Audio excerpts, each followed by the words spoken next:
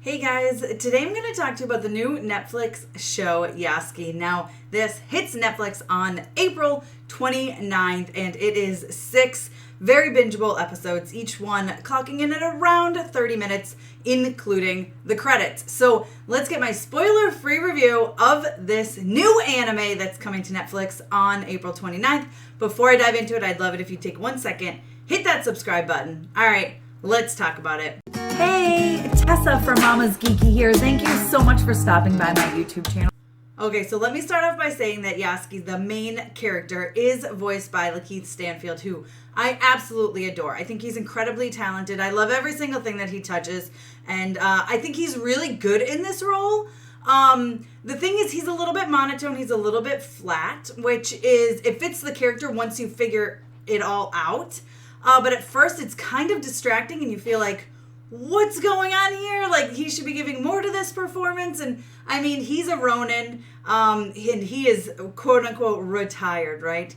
This character is done. He does not want to pick up the sword anymore, and something forces him to, in the very first episode, don't worry, this is not spoilery, forces him to pick up the sword again and protect this young, sick girl. Her mother wants to take her to a special doctor and needs help getting there. They call him in the town the Black Boatsman. Nobody really knows anything about him. He stays to himself.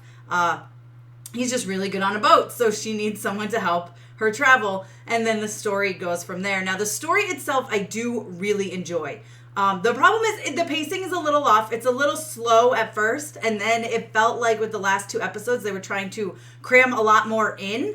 And the story does kind of go off in weird directions, right? You've got like his backstory, but then you've got this thing that's going on with the girl and the stuff that's going on with having powers.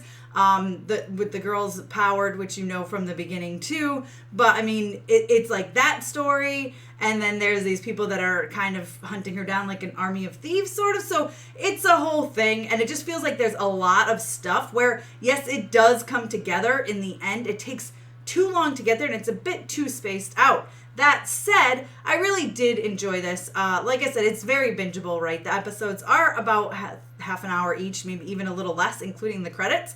One of the voice characters, also I should mention, is Ming-Na Wen, and I love her character. I think she was the perfect choice. I do love all the voice acting in this. I truly do. I think that all fits.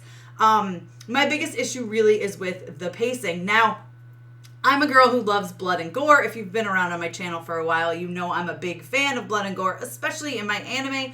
Like, Blood of Zeus is probably one of my favorites. I'm super excited for season 2 to be coming to Netflix. So I can compare this on the blood level to Blood of Zeus. Very similar level of blood and gore. Blood of Zeus probably has a little bit more gore, but still there's some great stuff and some great scenes in Yasuke, especially there's a lot of great action scenes too, which again, something else I really love in my anime is watching the fights and the fighting style, and they deliver a lot on that in the action scenes, especially in, I think it's the second to last episode. It might be the final episode, but there's a really great battle scene. There's several of them sprinkled throughout this series, so definitely check it out if you love blood and gore and action in your anime.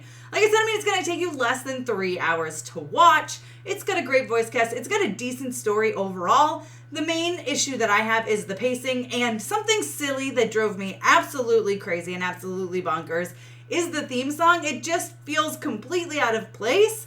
The theme song that you get at the beginning and then during the credits, and you're just kind of like, what? Like, it immediately pulls me out of the world of this anime when I start to hear it. It just doesn't fit. So that was an issue for me as well. Overall, I say it's definitely worth watching, especially if you love anime and blood and gore. I'm hoping for a little bit more. I'm hoping for another season. I think once they really start to flesh this out, it can get really, really good.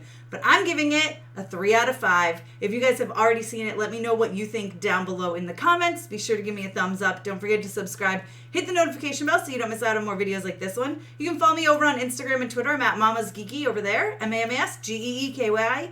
Also, Real Tessa Smith. Thanks for taking the time to watch this, guys. I'll see you next time.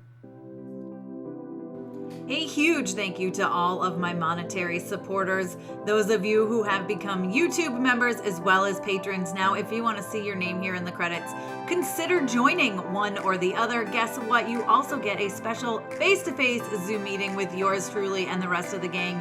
We have an absolute blast once a month, so consider becoming a member. Thanks, guys.